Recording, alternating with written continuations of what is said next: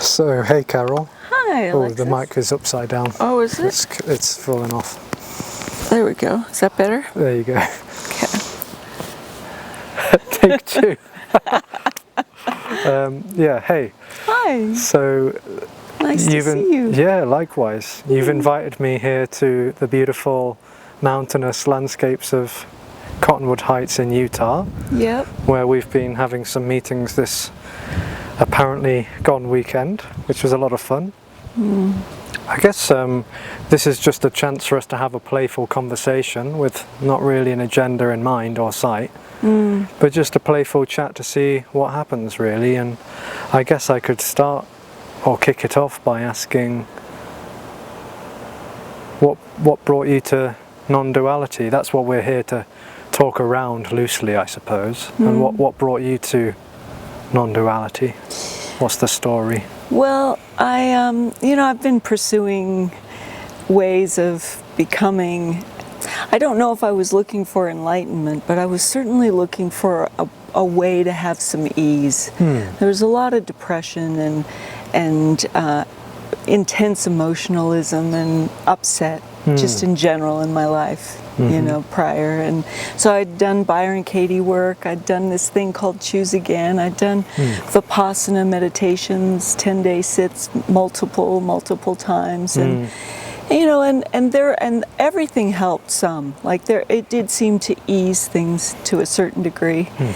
And then one day I was watching a video from Demystifying Science, and they were talking about how they just interviewed Jim Newman, and that it was really weird. And the person they were interviewing agreed. They were like, "Oh yeah, he's kind of out there."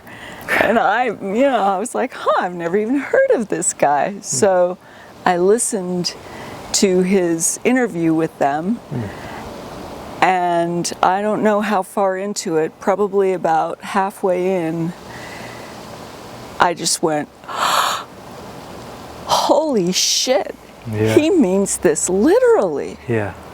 And pretty much nothing's been the same since then. And just for those who may not have heard of Jim Newman, Tony Parsons or Alexis, or even the words non-duality, what was it that he was sharing literally?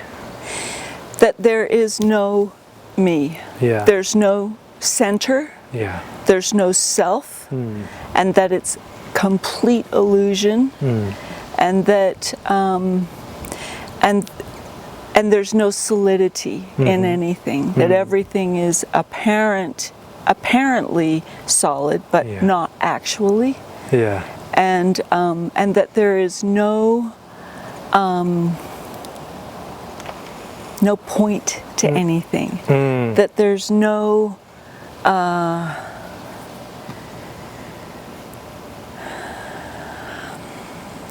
there's nowhere to get to. There's no... Yes. And I just can't tell you the amount of relief. This constant seeking for something. I didn't even know there was an alternative. Yeah. And the incredible discomfort and pain in that was revealed in that meeting. And there have been periods since I heard it where I sort of wish I hadn't. Yeah, sure. Because it hasn't always, there's been some difficulty, I suppose, but there was prior to that. So, but it has been incredibly liberating and relieving. Yeah. And an impersonal relief of there being a sense of someone or a need to get somewhere else. Yeah.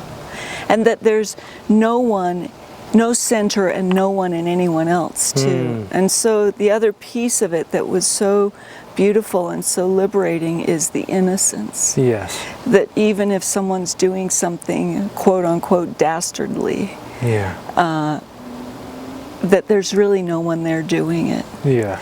and I just found a sense of relief and innocence, you know, here, for lack of a better word, and around, you know, in the some of the behaviors and things around me.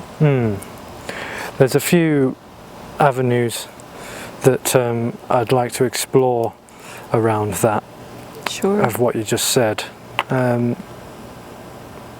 So what you were into Byron Katie. I get the sense that you were into her work more than possibly any other teacher or facilitator for a while, for a long time maybe.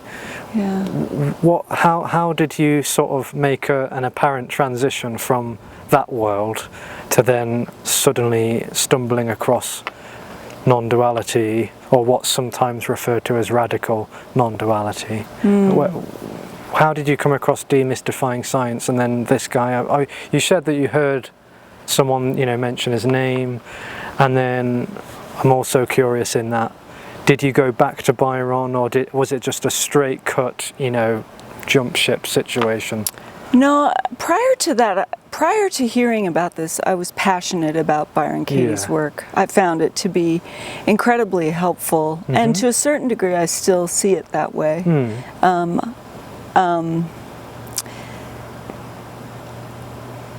You know, it really took some angst out of what was happening here over the course of 20 years that I was deeply involved. Yeah, sure. And but when I heard this, I wouldn't say that the breakoff was absolutely immediate, but it was close. It became, over the course of a few months, there's just, it was there. I just couldn't even imagine why you would dive into the middle of all the junk that isn't real. Yes. And so just this recognition that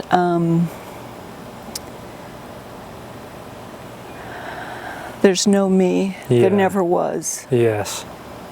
Not only are you not the doer, you're not even there to be the doer. Yeah. It's quite what would maybe seem for some the fine line, and for others the gross line, that seems to sever non-duality from teachings that get called non-duality, is that there's no doer. Yes. there's no you to be a doer.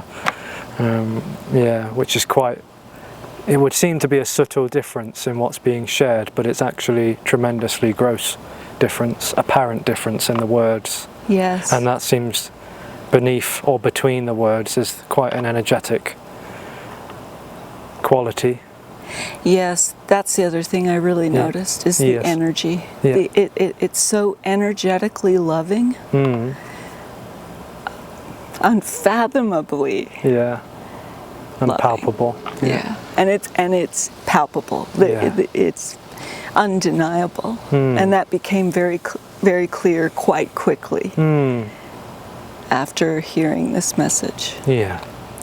And you know, it's interesting because a friend of mine who was engaged in the work was talking about feeling distress, and not long after I heard this, I said to her, I go, well, how often do you do the work? And she said to me, she goes, you know, Carol, to be quite honest, I'm tired of digging. And I said to her, well, funny that you should say that. And I introduced her to non-duality, this what I consider uncompromising non-duality. And it just, same thing, same resonance really spoke with her. But I would say, the reason I bring that up is because I would say there's a sense where the digging, it becomes clear that it's never going to get you where you think you need or want to go. It's just neurotic digging. Yes, a bottomless hole. That was my next question, actually. What would you say to those who are perhaps into, you know, Byron or other teachers who in their sincerity want to help, but But, you know, what would you say to people who are immersed in teachings and practices, lineages, gurus, etc., who would maybe hear this as bypassing or dissociation or manipulative, or, you know, a way of basically shunning responsibility? What would you say to people who perhaps are somewhat maybe interested, but hearing more of that kind of interpretation? Yeah. I would say I understand why they see it that way, because initially I did too, in a way. Because I know when I heard there's nothing to do, no one doing it. And it's not so much that there is nothing to do, but there's no one doing it. And initially, I would say there was a short period of what I might call apathy, where I just didn't really do much. Yes.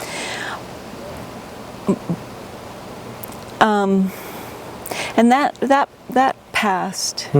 And it became clear that maybe even there was just sort of a bodily need for rest, perhaps. Yeah. But it's the antithesis of bypassing. It is about being so incredibly, I don't even know what the word is. It's like the gap between this and this becomes so embraced. Yeah, and so there's this incredible, palpable, vibratory, alive in everything. Everything. Yeah. The rocks. Yeah. The concrete. You know, yeah, it's just so I understand if someone sees it that way, but it's so opposite of all that. It's just an invitation to this love that is so pure. Yeah. An invitation not to consume the love, but rather be consumed by love itself. Yeah. That's a great way to put it. Yeah. It's all consuming. Yeah. Yeah. And no one left to be any way, to be right or wrong, or shameful or unlovable, or you know, high and mighty, just unconditional love. Yeah. As it is. Everything. Even the digging, you know, it's just love, looking for love. Yeah. Oh yeah, that's so true. And it's really interesting, because I would say with Byron Katie's work and the Vipassana and all these things, there was a sense of not being good enough. Yeah. And that even though I would say that it was mitigated to some degree from those practices.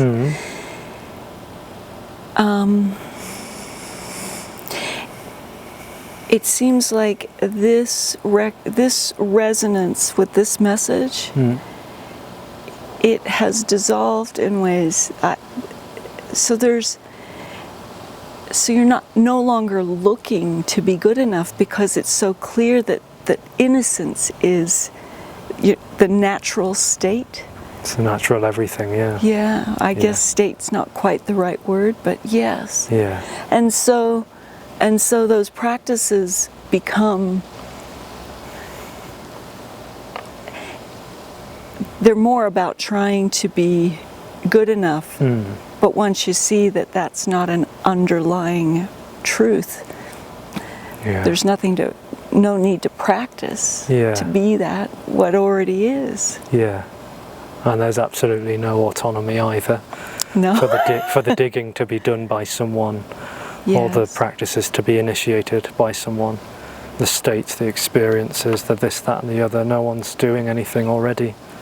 And in that open exposure, without any validation that someone needs to change or needs to remain, there's such a compassion in that. Yeah. Yeah. And that seems to be, the autonomy piece. Yeah. No autonomy. Yeah.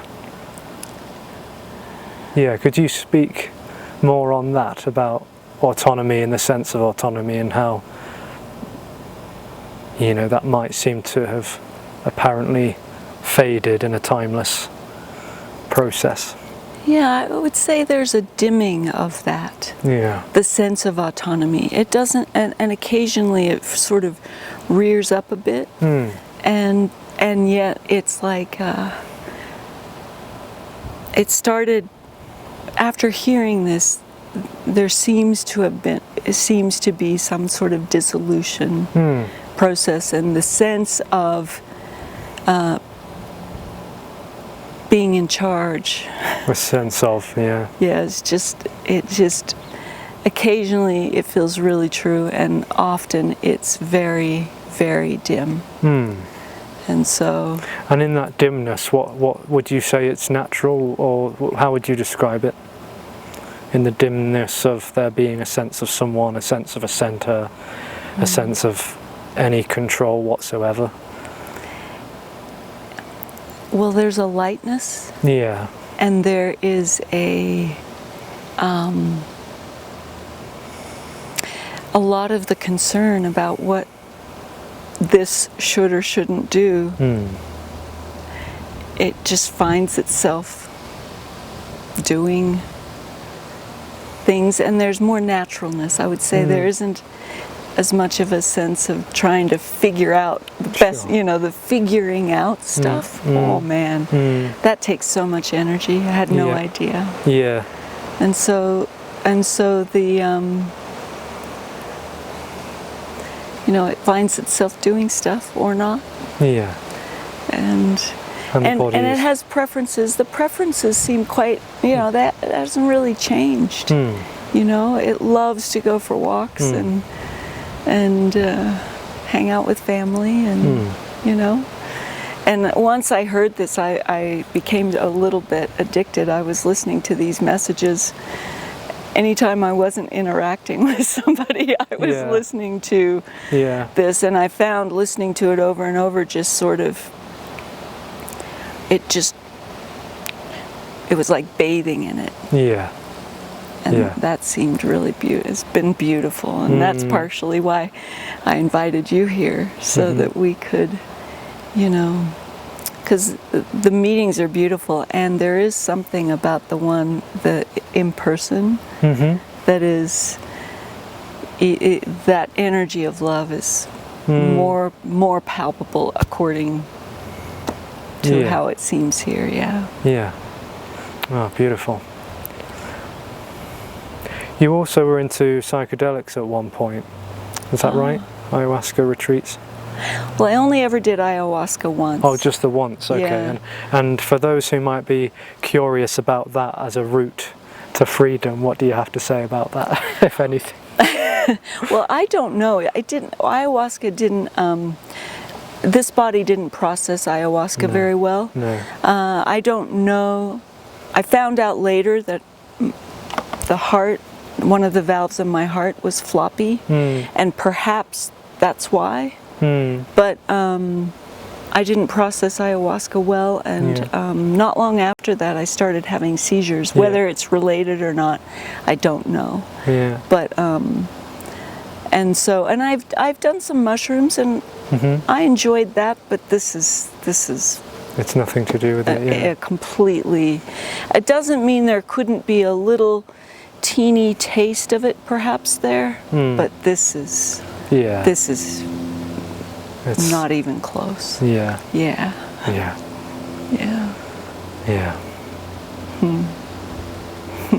So you've been hanging out with Alexis and Jim. Yep. And was it you that invited Jim to Utah? Yeah. So that's nice. Yeah.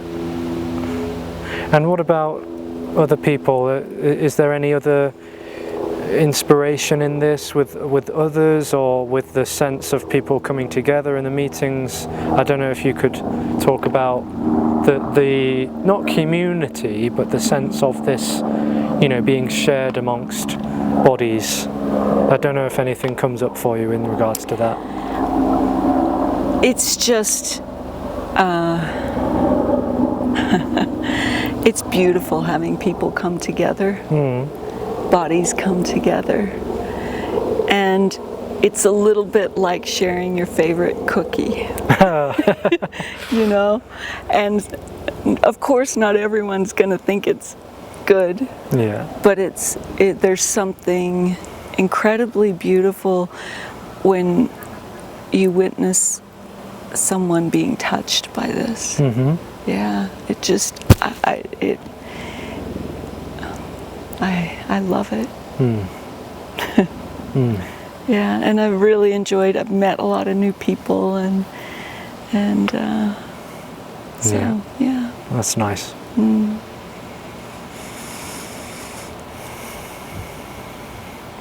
What would you say to people who are contemplating coming to a meeting or watching videos, who are perhaps on a path of some kind going somewhere? If someone's, said, tell me about this Jim Newman guy or this Alexis character, what would you say? I would say, I would encourage you to go to a meeting, and that way you can see if this resonates with you or not. That way you don't have to listen to anyone else. If there's even the vaguest interest, I can't see why you wouldn't. Because the possibility of love and freedom is unsurpassed in anything else, in my opinion. Not my opinion, but the way it seems here. And what about the alreadiness? Because we've been talking about the word already over the last few days, apparently.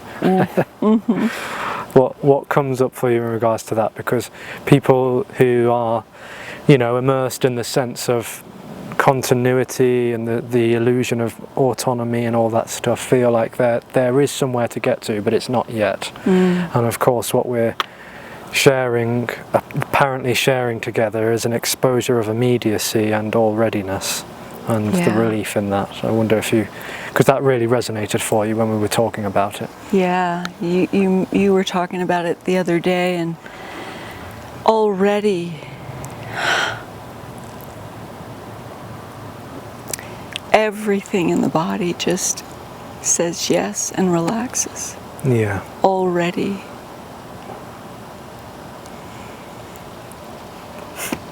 I don't know what more to say about it. Yeah. It's just so simple. And it's an invitation to step out of neurosis. What's the neurosis exactly? Of trying to get somewhere. Of trying to get somewhere where you think you'll finally be good enough or done enough or this enough or that enough to be worthy of something. Yeah. And already invites the recognition of like value doesn't even come close to, it's like thin compared to the beauty of already. You don't have to find value. Yeah. Already is. Yeah. Yeah. I struggle with words.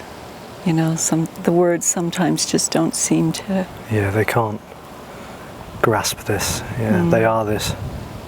Yeah.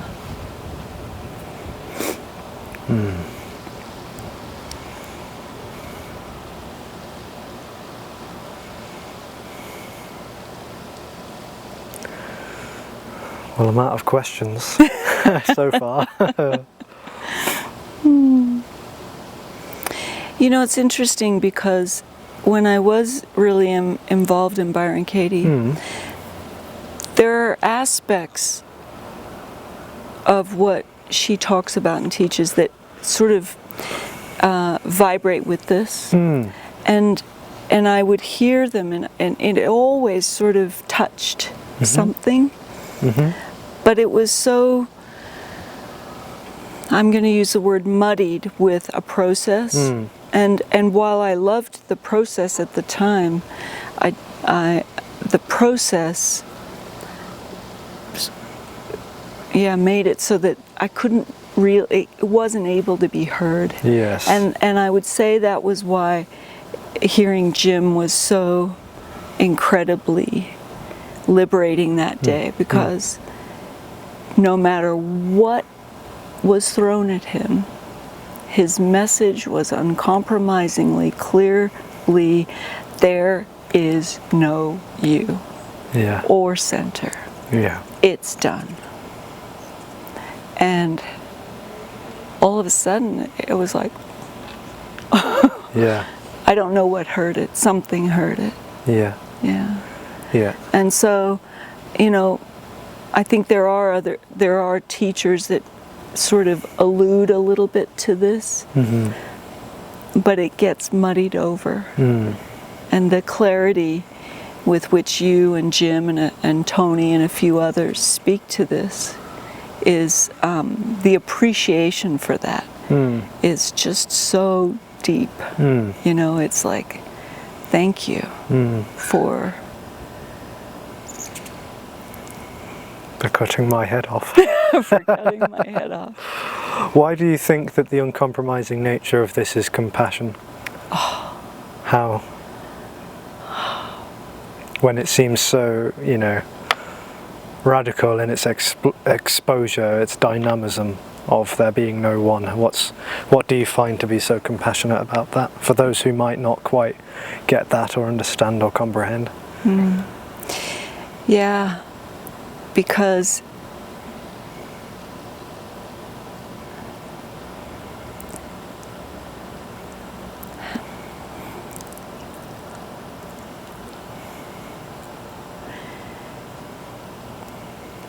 the idea of good enough gets smoked to smithereens, and all that's left is uncompromising love, or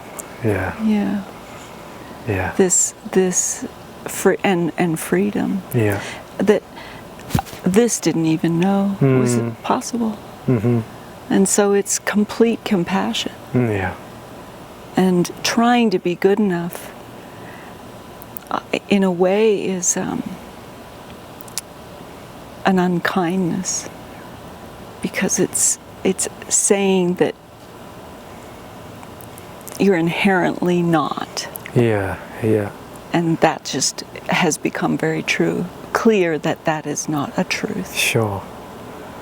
That there is no self, and that good and bad, you know, there's that Rumi poem, and one of the lines is, he says, there's a field beyond right and wrong, and I'll meet you there. You know, it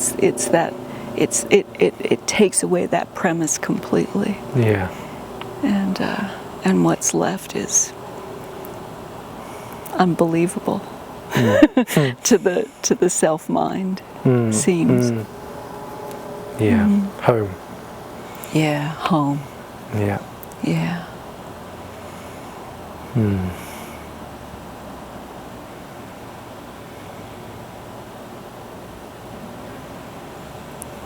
Do you feel as though in the appearance, which isn't really continuous, so therefore this question itself is flawed in its implication of time, but nevertheless, with that disclaimer, do you feel like in the apparent life, or the expression of Carol, as this has apparently unravelled to some extent, a sense of a centre, a sense of separation, individuality, autonomy, etc.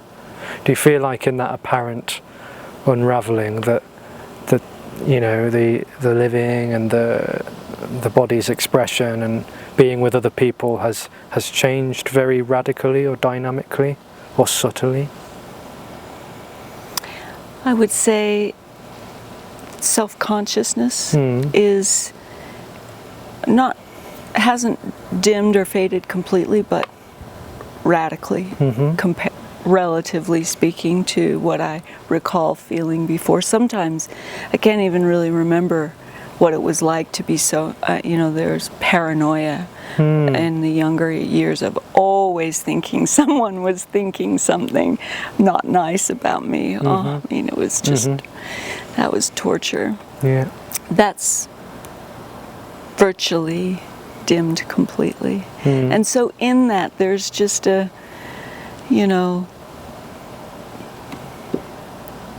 I don't know, just kind of a relaxed, more engaged and alive. There's a sense of aliveness. Yeah. You know, I used to suffer from depression really a lot, and now it's hard to even imagine.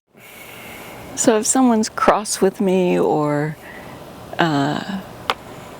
doesn't acknowledge me, or you know, those sorts of things don't really feel painful. You know, there's no pain, and often it's quite funny, and so whatever it was that owned things and owned, you know, believed that someone's way of being belonged was about me. Yeah, or it's your fault, or it's because of you, or this. Yeah, then all that negotiation in the relationships. Yeah. Yeah, a lot of that's gone away. Yeah. Yeah. Yeah, because you know, you live with, you know, several family members, and you're interacting with friends, and there's no others, there's no other, so there's no real separation or relation. Yeah. And yet in that is immediacy, and therefore an impersonal intimacy. Yeah, intimacy is the great word. Yeah. You know, without there being anyone. Yeah. Yeah. I feel such a love for my husband.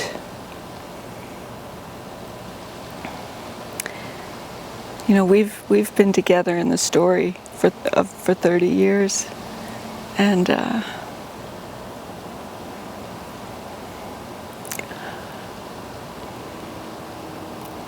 it's sort of like this message cracks the heart open, and his beauty is just so apparent. More so in the apparent fading of their. Oh yeah. That's beautiful. Yeah. I think before, you know, I cared about him, but it was more like I was trying to love him as a spiritual practice, because that's what good spiritual people do. Oh yeah. And now it's effortless. It's just a happening. Yeah. It's just, and it's not about a so-called me or him. It's sort of like a celebration of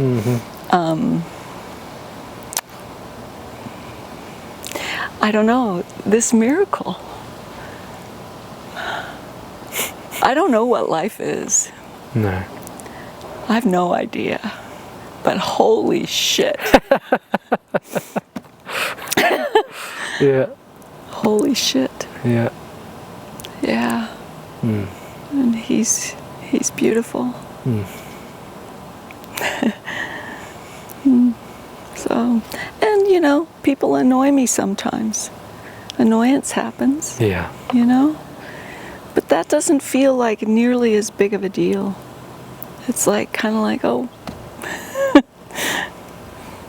Yeah. And at times, there have been some pretty intense, it almost feels like emotions are more raw in a sense. And so there can be anger and all kinds of things. Yeah. But fear sometimes. But in general, it's, you know, there was a period when I first heard this, about a few months into it, where I thought maybe I was going crazy. Yeah. I really was worried that there was insanity was happening. But that passed, and now, if you were to say to me, would I go back? If I could, would I? Oh, there's just no way. There's just no way. This no is, way back. Yeah. Yeah. You know, if anybody is even remotely interested in this message, I invite them to give themselves, for lack of a better word, a chance to see. A chance to see if this message is heard. Yeah. Yeah. I really encourage that. Yeah. Well, I think that's a beautiful place to end this lovely chat. Yeah. Thank you so much for being open to it and inviting me here to hang out and have fun. I'm so glad you came. Thank you for coming. It's been gorgeous, hasn't it? Yeah, really. And yeah, we'll be doing it again in Utah sometime. Woohoo! Either later this year or early next, I imagine. Yeah. Yeah. Sounds good. Well, thanks, Carol. Thank you very much.